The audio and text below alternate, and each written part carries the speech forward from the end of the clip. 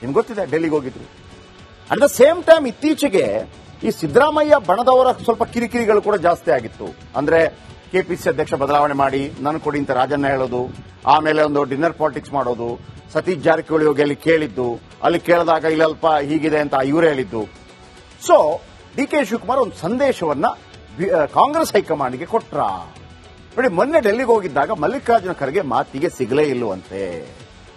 High command ನಾಯಕರ ಜೊತೆ ಮಾತುಕತೆ ನಡೆಸ್ತಾರೆ ಯಾರು? D K Shivakumar. K C Venugopal ಜೊತೆ ಡಿ ಕೆ ಶಿವಕುಮಾರ್ ಸುದೀರ್ಘ ಚರ್ಚೆಯನ್ನು ಮಾಡ್ತಾರೆ. ಆಗ ನೋಡಿ, ನಾಡಿದ್ದು ಅಕ್ಟೋಬರ್ 30 ಅಕ್ಟೋಬರ್ ತಿಂಗಳ ಕೊನೆಗೆ 2.5 ವರ್ಷ ಆಗುತ್ತೆ.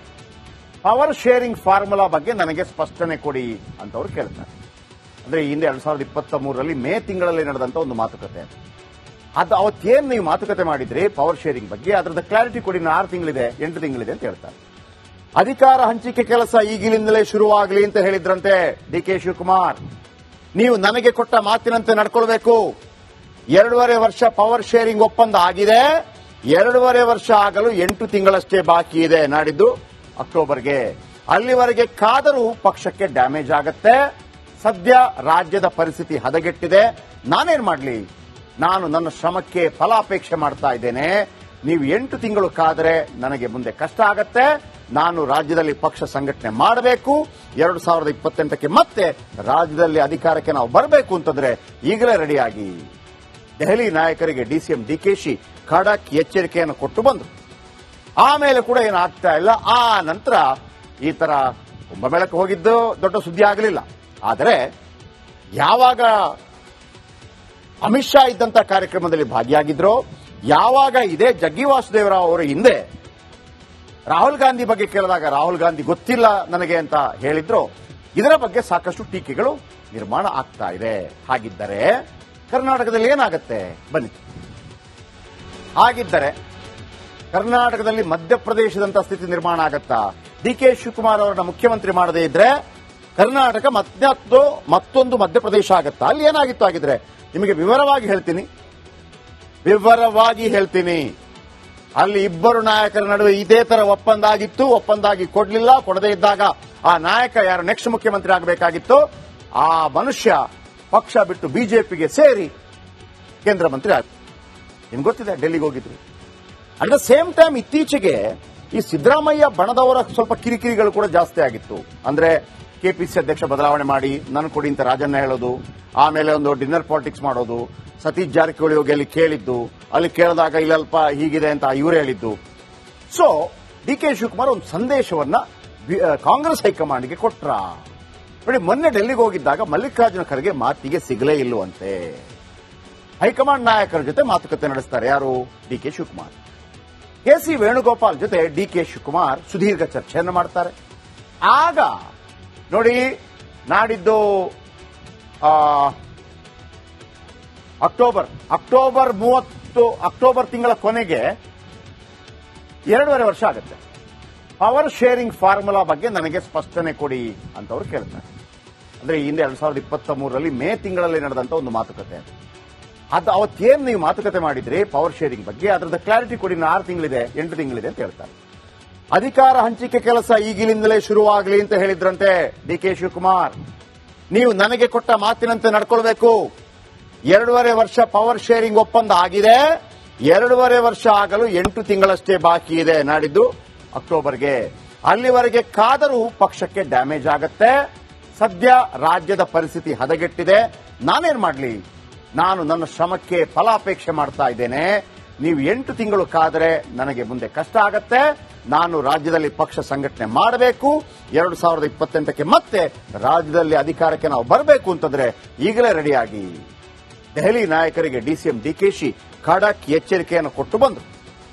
ಆಮೇಲೆ ಕೂಡ ಏನಾಗ್ತಾ ಇಲ್ಲ. ಆ ನಂತರ ಈ ತರ ಕುಂಭಮೇಳಕ್ಕೆ ಹೋಗಿದ್ದು ದೊಡ್ಡ ಸುದ್ದಿ ಆಗಲಿಲ್ಲ.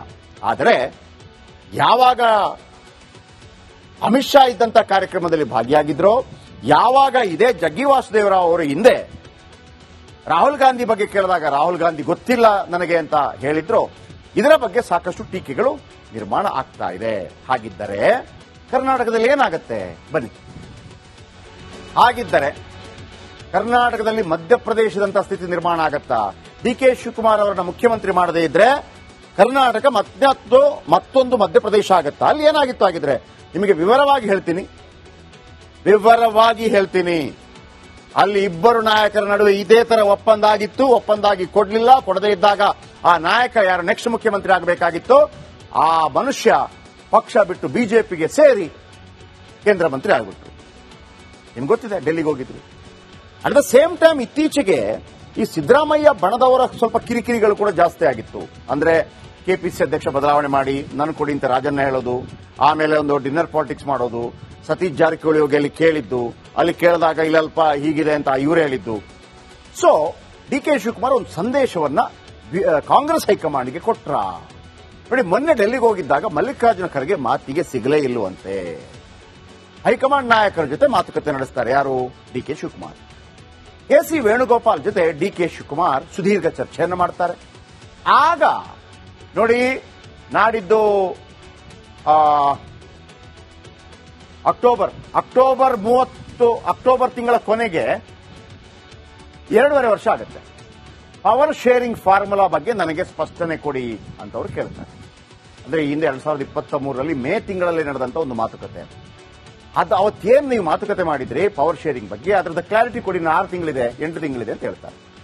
ಅಧಿಕಾರ ಹಂಚಿಕೆ ಕೆಲಸ ಈಗಿನಿಂದಲೇ ಶುರುವಾಗಲಿ ಅಂತ ಹೇಳಿದ್ರಂತೆ ಡಿ ಕೆ ಶಿವಕುಮಾರ್. ನೀವು ನನಗೆ ಕೊಟ್ಟ ಮಾತಿನಂತೆ ನಡ್ಕೊಳ್ಬೇಕು. 2.5 ವರ್ಷ ಪವರ್ ಶೇರಿಂಗ್ ಒಪ್ಪಂದ ಆಗಿದೆ. 2.5 ವರ್ಷ ಆಗಲು 8 ತಿಂಗಳಷ್ಟೇ ಬಾಕಿ ಇದೆ, ನಾಡಿದ್ದು ಅಕ್ಟೋಬರ್ಗೆ. ಅಲ್ಲಿವರೆಗೆ ಕಾದರೂ ಪಕ್ಷಕ್ಕೆ ಡ್ಯಾಮೇಜ್ ಆಗತ್ತೆ. ಸದ್ಯ ರಾಜ್ಯದ ಪರಿಸ್ಥಿತಿ ಹದಗೆಟ್ಟಿದೆ. ನಾನೇನ್ ಮಾಡಲಿ? ನಾನು ನನ್ನ ಶ್ರಮಕ್ಕೆ ಫಲಾಪೇಕ್ಷೆ ಮಾಡ್ತಾ ಇದ್ದೇನೆ. ನೀವು 8 ತಿಂಗಳು ಕಾದರೆ ನನಗೆ ಮುಂದೆ ಕಷ್ಟ ಆಗತ್ತೆ. ನಾನು ರಾಜ್ಯದಲ್ಲಿ ಪಕ್ಷ ಸಂಘಟನೆ ಮಾಡಬೇಕು. 2028ಕ್ಕೆ ಮತ್ತೆ ರಾಜ್ಯದಲ್ಲಿ ಅಧಿಕಾರಕ್ಕೆ ನಾವು ಬರಬೇಕು ಅಂತಂದ್ರೆ ಈಗಲೇ ರೆಡಿಯಾಗಿ. ದೆಹಲಿ ನಾಯಕರಿಗೆ ಡಿಸಿಎಂ ಡಿಕೆಶಿ ಖಡಕ್ ಎಚ್ಚರಿಕೆಯನ್ನು ಕೊಟ್ಟು ಬಂದರು. ಆಮೇಲೆ ಕೂಡ ಏನಾಗ್ತಾ ಇಲ್ಲ. ಆ ನಂತರ ಈ ತರ ಕುಂಭಮೇಳಕ್ಕೆ ಹೋಗಿದ್ದು ದೊಡ್ಡ ಸುದ್ದಿ ಆಗಲಿಲ್ಲ.